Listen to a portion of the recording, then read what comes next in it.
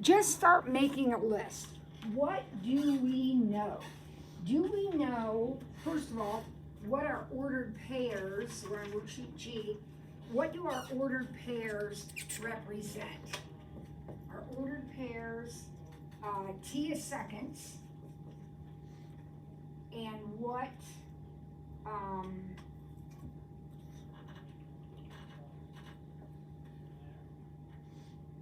models the distance in inches between point B and the ground. So distance to ground. So does everyone understand that's what our ordered pairs stand for? Okay, do we know where we start? At time t equals 0, the crank is at its highest point, and the distance between point B and level ground is 50 inches. So what does that mean? We have an ordered pair that is, what ordered pair is that? 0, 50. And that's as high as it goes. Would everybody agree? They tell us it's at its highest point. When is it going to be at its highest point again? Not 0. When is it going to be at its highest point again? Remember, this crank is going around. What does it say? The crank completes one rotation every 4 seconds. So would you agree that if one of the points is 0.50, another one is 450? Now, halfway in between, well, and another one would be 850, we could keep going, right? I don't know how many we're gonna need, but we'll just keep going. Now, halfway in between here, obviously X would be 2. And what is our Y going to be? Well, at that point, isn't your crank down instead of up? Now your crank is down. So how high is it above the ground at that point? Can you tell? 45. 40. How tall is the table? 36. And the center of the crank is 9 inches above the top of the table. And at the top it's 50 inches. So let me draw this because it's getting a little complicated. So I'm having my crank sitting on something. So here's the center of the crank. Here's the top of the table. So this is 36. The center of the crank is 9 inches from the table top, but the top up here is 50. Okay? So what does that tell me? The center is 45. Yeah. If this is 9 to the tabletop, but this whole thing is 50, that leaves how much from here to the top? How much of that do I have? 14. So that means that that crank is coming down and up. So it's going to be 40.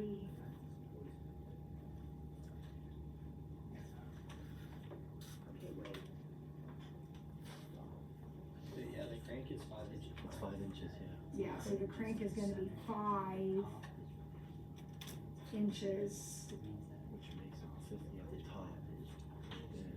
Why am I struggling with this? I think you're That drawing is 36 to the table, 9. 36 up to the table. The whole thing's 50, which leaves 14 for here. So I'm going up and down 7. It's 45. But that has to be 9 in the center. the center of the crank is 9 inches above. So that is Lowest point's 40 inches, highest point. that's comes to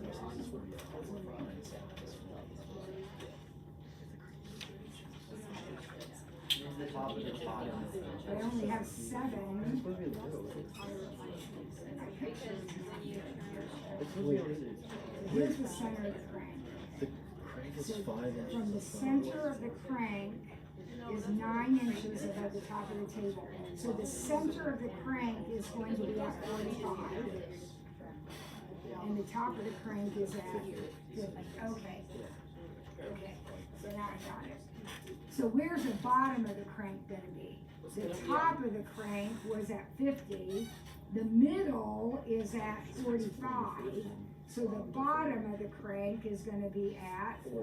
Okay, now we got it. So again, here's the table, 36. The I top thought you guys were on the back. of the thing you know is at 50. So that means, okay, and the center is 9 above the table, so this was 9. So that means right here in the middle has to be 45. If the top we know is 50, then that's 5, and that then would have to be 5. Okay, so at 0 we're up here. At 4, we're up here. Where are we at the halfway point, at 2? Isn't it right here? So that would be 40. Where are we in between on the way down and the way up when we're like half straight across? We're at 45.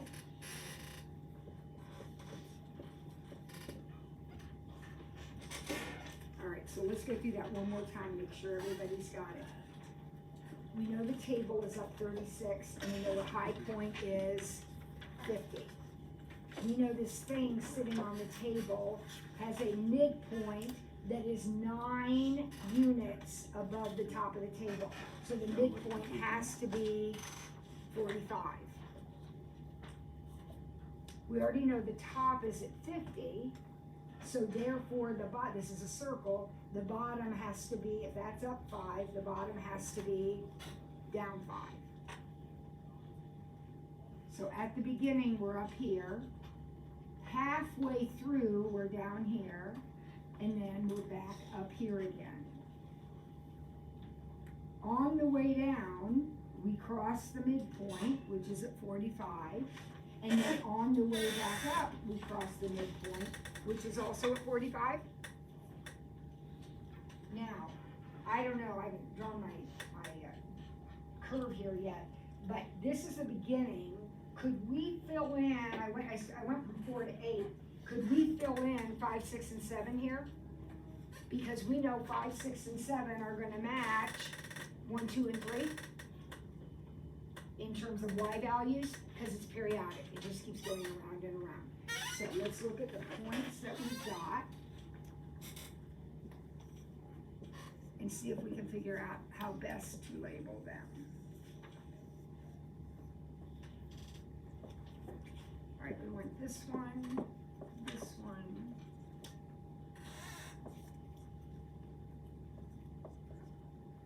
All right, those are the ones we want. Now, remember that there's no axes drawing, but that is a coordinate system. Those are points that you're gonna plot. So clearly, doesn't that point have to have the biggest Y value?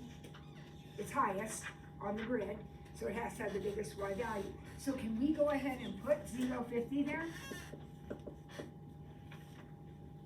Can't you not, because it goes back, you can have negative time?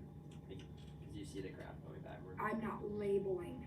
I mean, you're gonna see the graph going backwards all the time. Okay, so it's okay, if you're uncomfortable with 0, 50, you can put 450, but there is absolutely nothing wrong with 0, 50. Alright. Okay?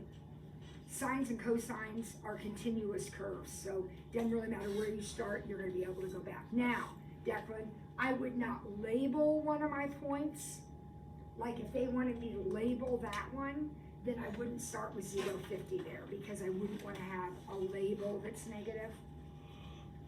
So I'm gonna go ahead and put 0, 50 there, but there are multiple answers. You need that to be the biggest Y value. So you could put 450 here. If I put 0 here, and then this is gonna be my 450. but you could put 450 and 850. That would be fine. And then what's this? This is the, if I, again, using my setup, this one's gonna have to be 2,40. And this one's gonna have to be the one between 0 and 2, so that's 1,45 and 3,45.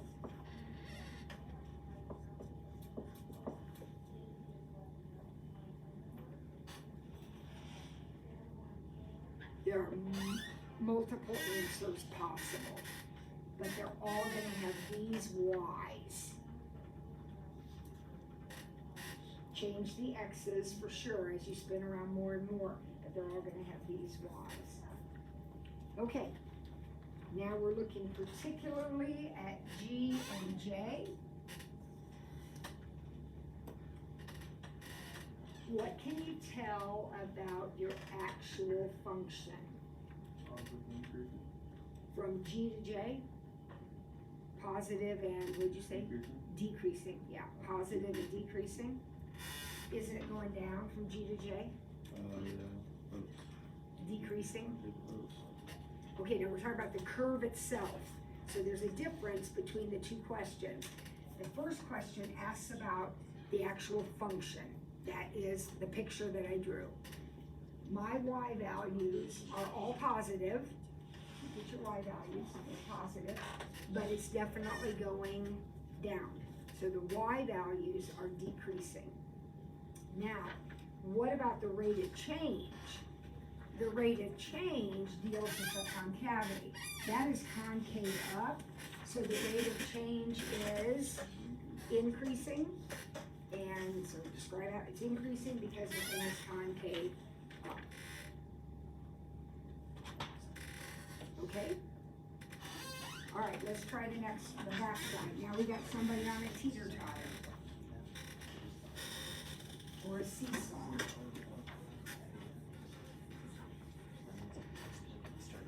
Steve and his friend at time equals 0, the distance to the ground is 24 inches. At his highest point, Steve said is 60 inches. He goes all the way up and down every 3 seconds. So our period's gonna be 3. As the two friends play, the distance, okay. All right, so this time, this is the distance of Steve's head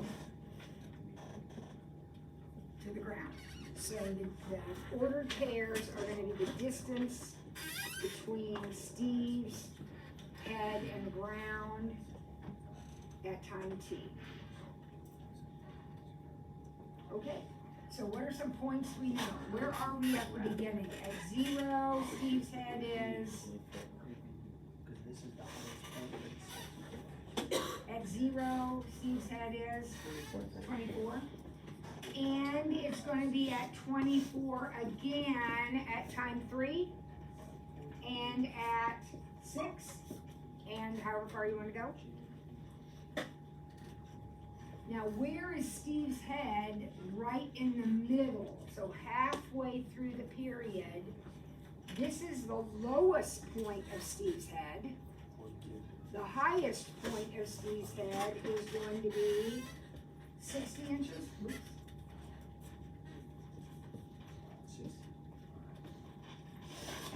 Right? So here, you've been on teeter-totter before, seesaw before. So you're up and you're down, but in the middle, you guys are level. So at 7.5, no, at 0.75, halfway between, and this one would be 2.25, halfway between. How high will Steve's head be off the ground? So his lowest point's 24, his highest point's 60. What's gonna be right in the middle? 42, because that's the midpoint of those two numbers. And it's gonna be there here also, because he's going up and down. So here Steve is on the ground. here he's level with his friend, here he's up in the air, here he's level again, and here he's back on the ground. So now we have to look at our curve and see how these points fit with that.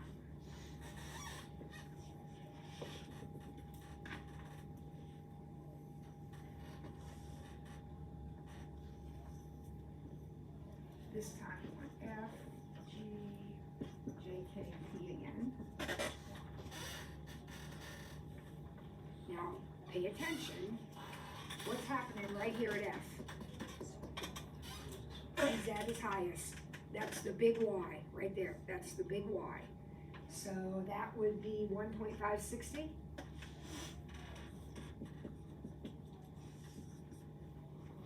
Would everyone agree with that? And then what would this one be? Remember, the period is 3. 4.5. 60. Those are the big Y's. This is the smallest Y. Now be careful, that can't be 0.24 because it's got to be between 1.5 and 4.5. So that one must be 3.24.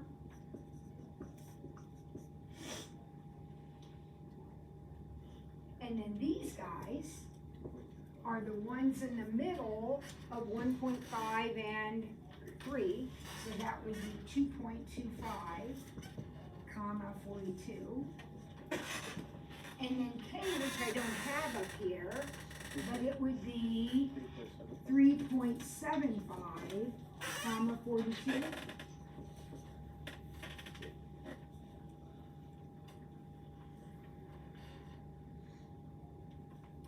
Does that make sense? And again, there's more than one possible arrangement, but make sure your big Y's are up here and your little Y's are down here, and your medium Y's are in the middle.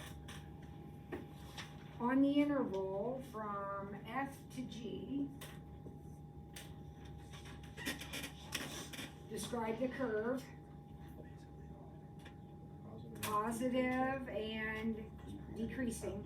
When it says describe the D, D is Y. So what's happening with the Y's? They're positive numbers and they're getting smaller, positive and decreasing. Now, what about the rate of change? In other words, describe the slope here. The slope is, we're talking about the rate of change. Yeah, the rate of change is negative. I'm talking about the rate of change and the rate of change. So how is the slope changing? The rate of change is decreasing because this part of the curve is concave down.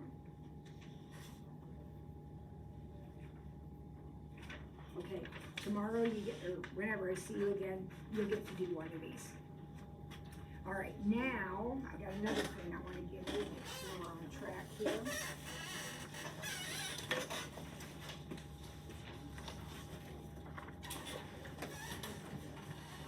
We obviously are not going to do all of this, but we'll pick out a couple. And we'll get it all to you.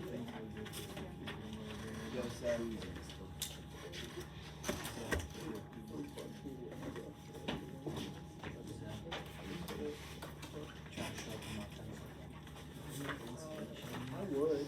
I just don't want to get out of this. I don't want to be yelled at.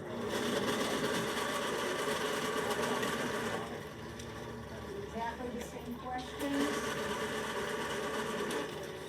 So tomorrow you'll have to label points just like you did here, and then you'll have to describe the curve. Okay.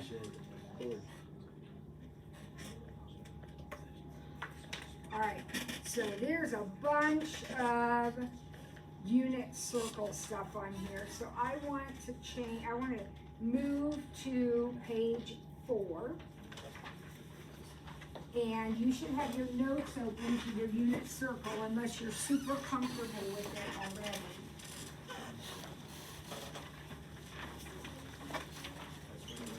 So on Friday, we talked about our unit circle. And we did it a lot, let me do the whole thing. I'm gonna go ahead and put my unit circle up here, and I wanna focus only on quadrant 1 for a moment. So this is 0, pi over 2. Those are my angles. Remember, pi, I'm using radian measures. Pi is 180 degrees. So straight up would be 90. I'm going this way around my circle. So straight up is 90. So if pi is 180, then 90 is half of that. Okay, this is pi over here. Now, we split up quadrant 1 with 3 divisions. One right in the middle, one a bit above it, and one a bit below it. Who remembers or can look on your unit circle, what are those divisions? The one right in the middle is pi over 4. And that should make sense to you because it's right in the middle of 0 and a half. So that makes sense. The one just below it would be pi over 6. That's your 30-degree angle. And this one is pi over 3. That's your 60-degree angle. And we went through all of the 30, 60, 90 discussion, and we came up with actual ordered pairs for the unit circle at these places. Now, this one is easy. Remember, this is a unit circle. So that means this is the point 10, right? And unit circle, so this is the point 01. Now, these guys, we did the 30, 60, 90 stuff and came up with, for this one right here, this point is √3 over 2, 1/2. Now, I don't care how you remember that, but you gotta know that. You have to know that the x and y for the pi over 6s, any pi over 6 around the circle, the x and y are gonna be √3 over 2, 1/2. And then, for the pi over 3s, it's the reverse. It's 1/2 √3 over 2. It's the same ordered pair for every. Every pi over 6 will have that ordered pair. Every pi over 3 will have that ordered pair. The only thing that will change is positive and negative because you will be in different quadrants. Now, pi over 4, that had a different ordered pair. Do you remember what that one was? What was pi over 4? √2 over 2.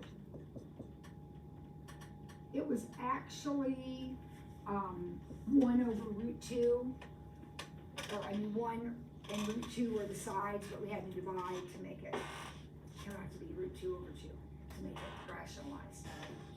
Okay? Now, that is what you need to know. Then you need to realize that, okay, when I come over here, this one's 3 pi over 4. And again, there's no confusion. That's 1/4, 2/4, 3/4, 4/4, 5/4, 6/4, which are reduced to 3/2, and 7/4. And then we're back around to 8/4, which is 2 pi. Every one of those fourths has the same ordered pair as that one, but different signs. So this one would be negative √2 over 2, positive √2 over 2, negative √2 over 2, negative √2 over 2. We did all this the other day. And this one's positive, negative. Every pi over 6, so 1/6, 5/6, 7/6, and 11/6, every pi over 6 will have that ordered pair, which is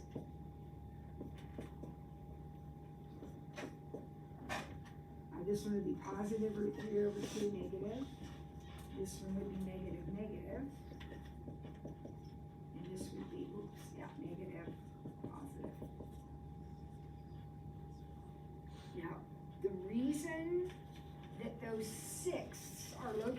where they are is because if you think about it for a second, this angle, here's 0, I'm going up a 6. Over here, this is a 6. I need this to be a 6.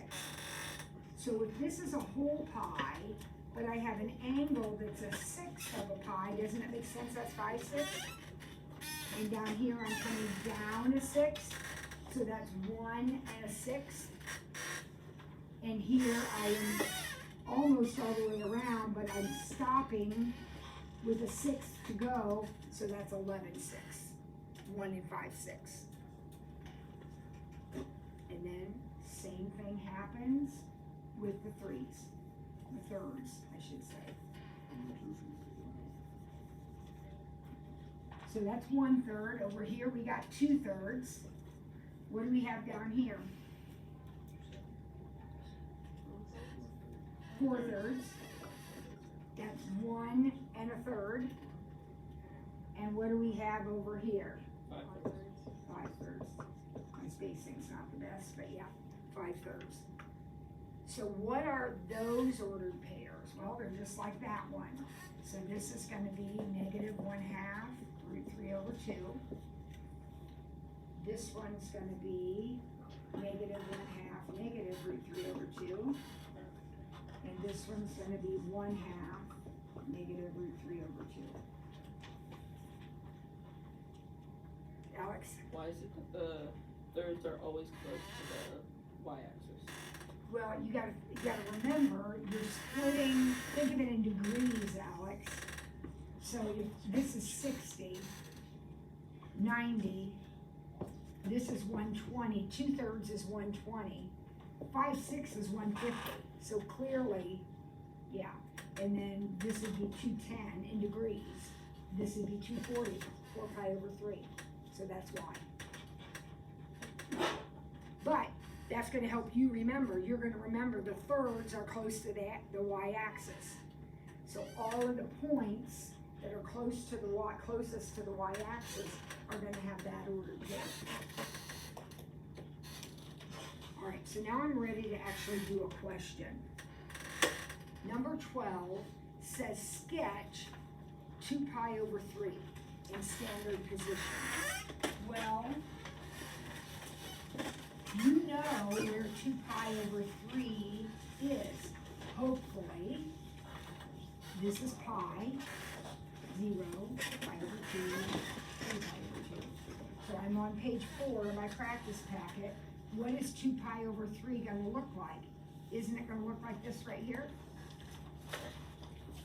Isn't that going to be 2 pi over 3?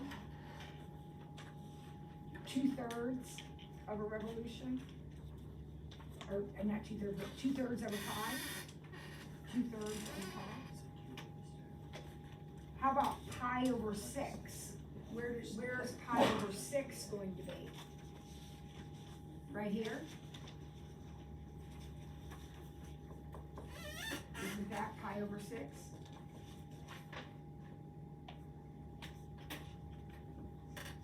Pi over 2 is easy. Where's pi over 2? Straight up. Yeah, that's easy. Where's 7 pi over 6? 7 pi over 6 is going to be down here like this. That's 7 pi over 6. How about 5 pi over 3? Where's 5 pi over 3?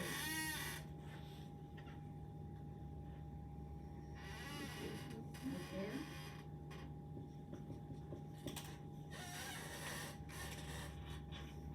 All right, you do the last 3. Do pi, 3 pi over 4, and 11 pi over 6.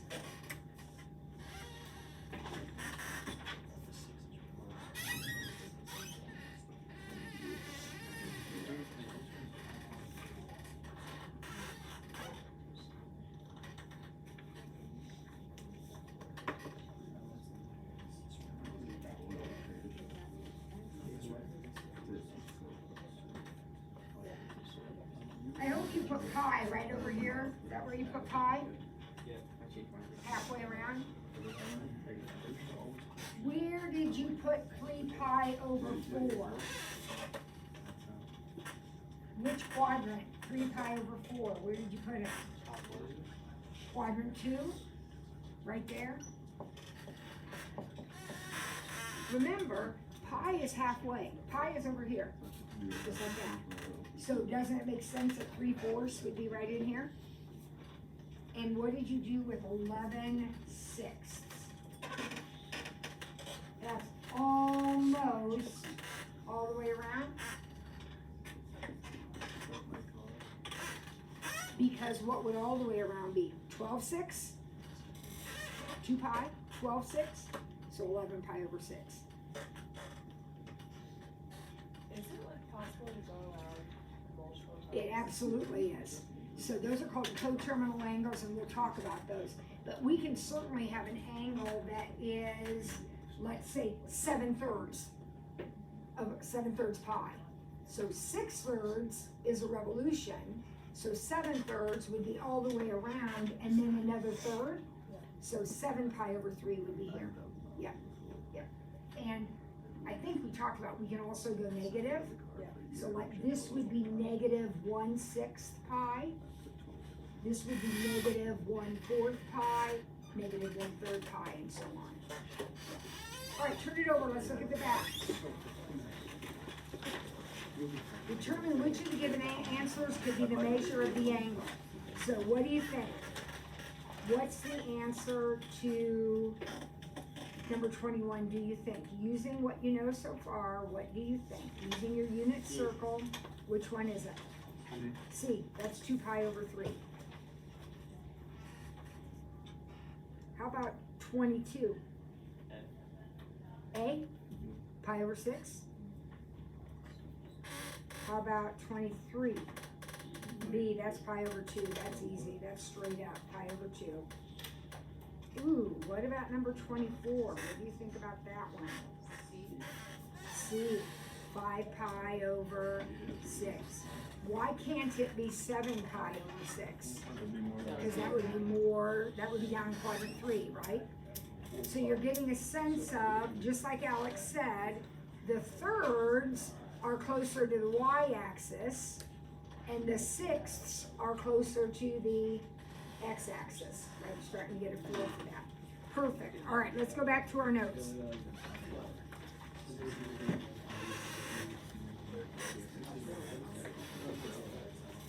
Quickly, we did our unit circle already, but we didn't do example 3.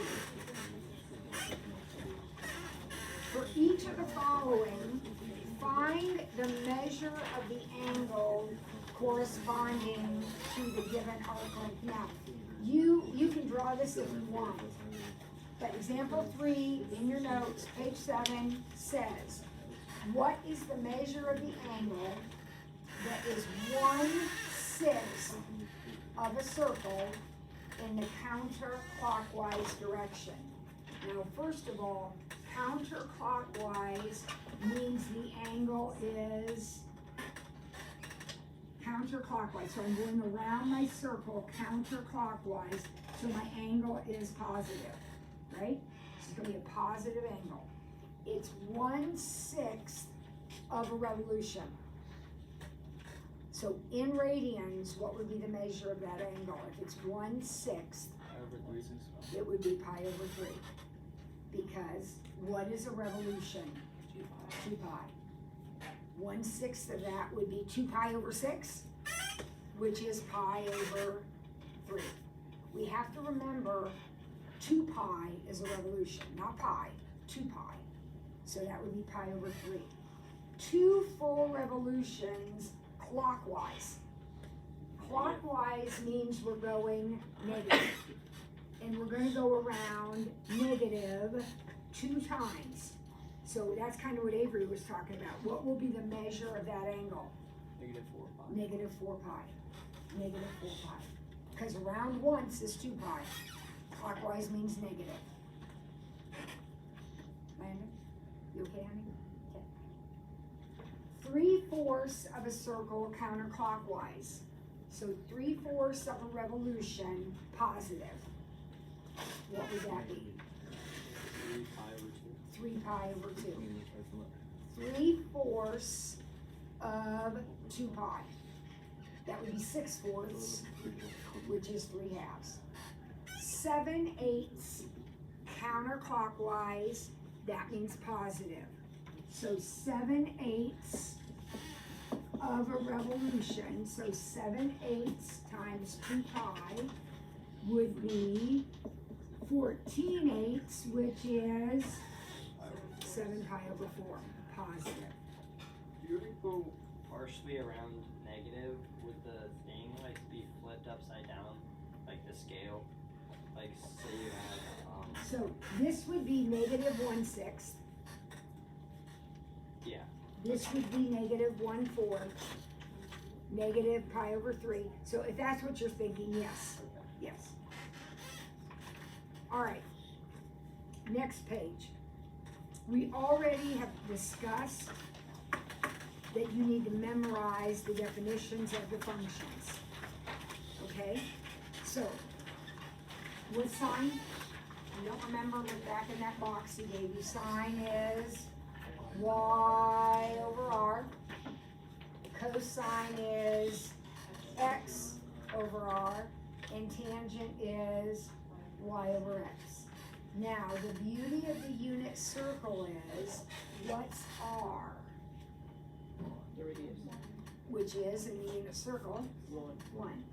So if sine is y over r, in the unit circle, sine is just y, because r is 1, right? So when someone says to you, here's my unit circle, find the sine of 7 pi over 4, sine, I'm making this up, we're getting to what's here in a minute, but I'm making this up. The sine of 7 pi over 4 would be y over r, but r is 1, so isn't this just gonna be my y value? And at 7 pi over 4, my y value is negative root 2 over 2. So the sine of 7 pi over 4 is negative root 2 over 2. What's the cosine of 2 pi over 3? Well, cosine is x over r, but in the unit circle where r is 1, it's just gonna be x. So at 2 pi over 3, the x coordinate is negative 1/2. Okay, so let's look at these examples. He has plotted a point of an angle theta in standard position. What angle is that in example 5? What angle is that? Pi over 3. Pi over 3. That's pi over 3. Guys, remember the pi over 4 is right in the middle? It's above that, it's closer to the y-axis, so that means it's a pi over 3. So that angle is pi over 3 or 60 degrees. What's the sine? Easy, easy. What's the sine? Root 3 over 2. What's the cosine? 1/2. What's the tangent? Root 3 over 2 over 1. So, well, so it would be root 3 over 2 over 1/2. Those cancel, so it's just root 3. The tangent is root 3. And notice that the sine, cosine, and tangent are all positive, because the angle in question is in quadrant 1, so x and y are positive, and sine and cosine are gonna have the same signs as x and, or y and x. Example 6. We're gonna take point P from example 5, and we're gonna reflect it over the y-axis. So we're gonna take this point right here, and we're gonna reflect it over the y-axis. So would you agree it's now that point?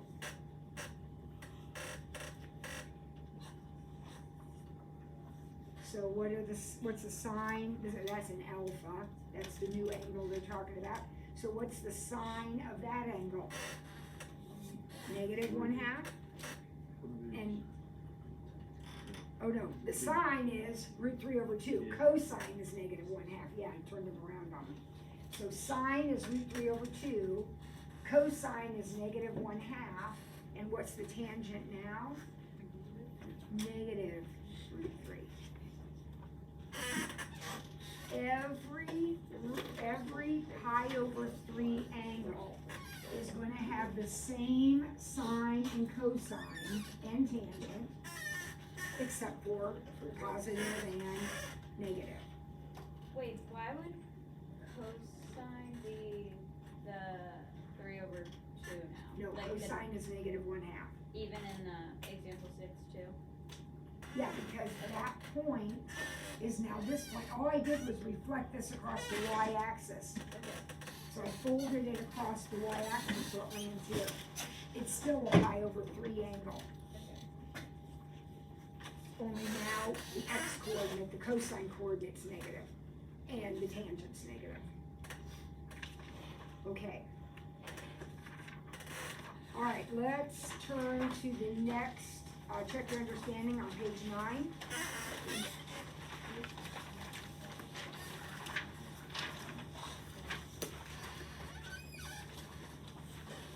So I've up there at the quick notes, I've labeled all of your angles, but we've done that twice now, so hopefully we're getting better with that. Okay with that? An angle in standard position has a measure of 2.7 radians. In which quadrant is the terminal ray of the angle? So in other words, in which quadrant will we draw it if its measure is 2.7 radians?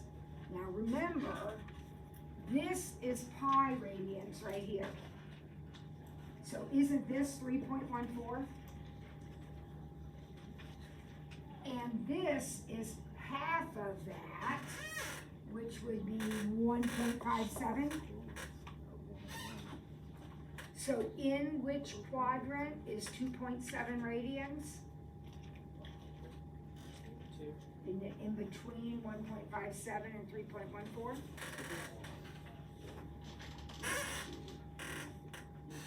A radius of a circle is 8 inches. A central angle has an arc length of 26 inches. What is the measure of the angle? Remember, every radius makes a radian. So how many radiuses is 26? Well, it's 26 eighths, which is 13 fourths. So you could say 13 fourths, or you could say, what is that decimal? 3.25?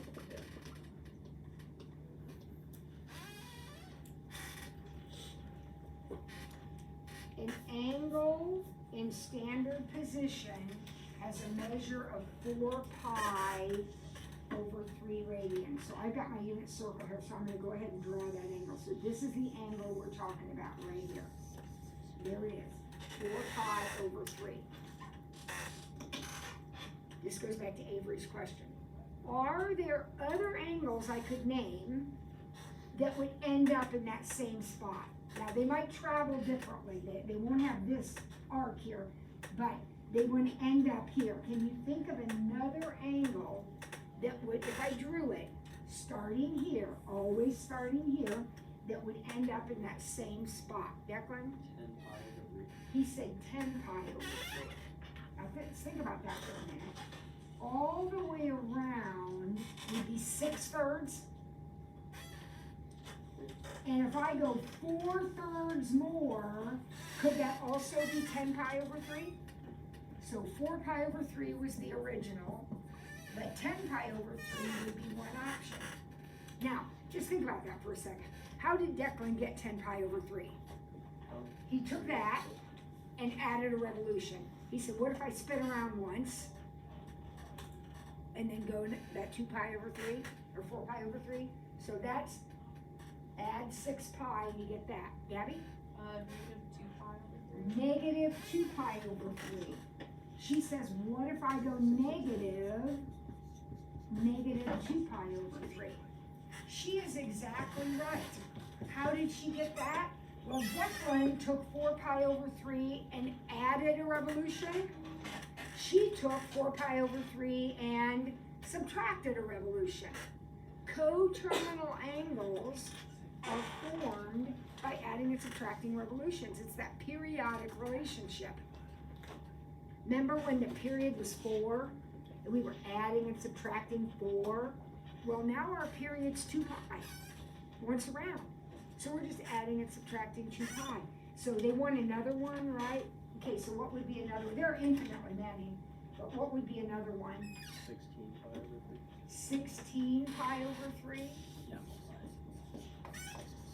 Can you see that yellow marker? I love the Not yellow when really. it doesn't show up, does it? 34 Darn pi it. over 3. 16 pi over 3? How did we get that? I added 6 more to 10 pi. He added 6 more to 10. So in other words, he added 4 pi, 2 revolutions. Could we have subtracted another revolution? Could we have just kept going forever and ever? So in Mr. Passwater's notation that he was using earlier, we're going to take 4 pi over 3, which is our original angle, and we're going to add 2 pi n or 2 pi k 94 pi. if n is an integer. Because what does that notation do? It takes your beginning angle, 4 pi over 3, and it adds multiples or subtracts multiples of 2 pi, which is exactly what we did to get all these numbers. So here are 3 coterminals. Here are all the coterminals. This is every single one. Okay. All right. Number 4. The 12 points shown are all equally spaced around a circle. Angle 1 is in standard position and has a terminal ray that passes through point A. Label point A. Alright, so where's 7 pi over 6? Where are you going to put it on that unit circle? Try not to look up here. Can you figure out where 7 pi over 6 is on your circle? Which dot is it? Did you put it right here? Hopefully, you put it 1/6 past 1. That's point A. Angle 2 has a terminal ray that passes through point B. Angle 2 is negative 5/3. Negative 5/3. Where are you putting, this is point A right here. Where are you putting point B? Right here. Yep. Negative 5/3. Negative 1 2/3 leaves you with a third left over. Right? Everyone? Good. Okay. Turn to page 11. We're gonna do for Pi Day and you. We're gonna We'll have a math celebrate. party. Don't you worry, that's the biggest day in math land. We'll celebrate. Math party. And there'll be extra credit involved, so gosh. But How can cool I is bring that? Pi in? Yep. We'll talk about it when it gets here. So many pies. All of the pies. All right. Number 1, check your understanding. We're on page 11. We're trying to get all these pieces to come together. For pi over 3, the cosine is 1/2. Now, would everybody agree with that? For the angle pi over 3, the cosine is 1/2 because cosine is x. What other angles have a cosine of positive 1/2? Now, I know you can look at your circle, and I want you to do that. That's why we have it drawn up here. But I also want you to think about this for a moment in case you don't have a circle handy. Cosine is x, right? if cosine is a half at pi over 3, then isn't cosine gonna be a half at all the pi over 3's? But some of them are gonna be negative. So what other pi over 3 has an x that's positive? Down here, right? So which one is that? 5 pi over 3. 5 pi over 3. All of the pi over 3's will have a cosine of 1/2 because that's the way their ordered pair is set up. But over here, that'll be a negative 1/2. So we gotta stay over here, 1/2. All right, number 2. For an angle in the second quadrant, the sine is 0.3. Find cosine and tangent, sketch a picture. So we have an angle.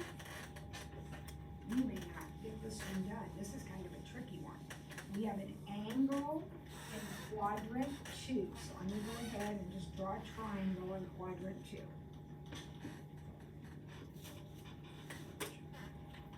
The sine, so here's theta. The sine is 0.3. Now, what's the definition of sine again? Sine is y over r. Remember, it's only plain y if we're in the unit circle. I don't know where I'm at right here. If I want to put y over r, could I say 3 over 10? Could I also say 0.3 over 1? If I want to mess with decimals, which I don't, so I'm going to say 3 over 10. Is that okay with everyone? So y, r is 10. Here, think of this circle right here. Now, I want to know the cosine. Don't I need the x side to do cosine? So what am I going to do here?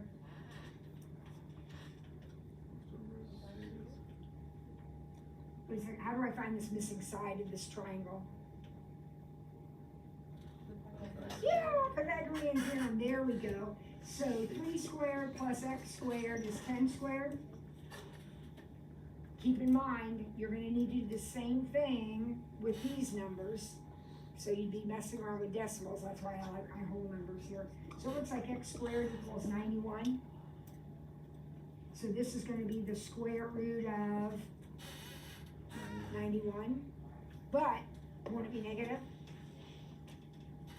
Why? Quadrant 2 left. Yep, left. So what's the cosine going to be? Your x is negative, this is x.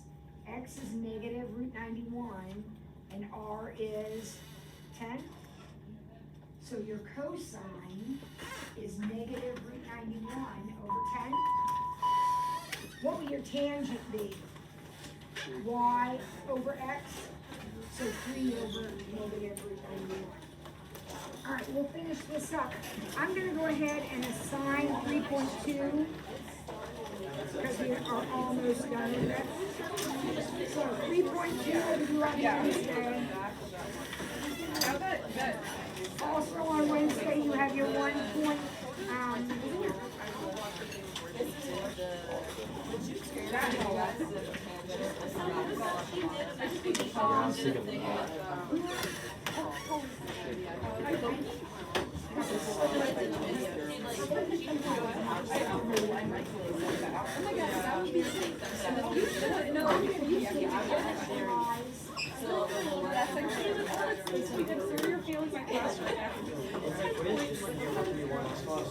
Quiz is this. One of these. The quiz is one of these problems. Like this. One of these. That's your quiz. Is that tomorrow or next class? Next class. Which would be. I'm going to give you a piece of paper just like this.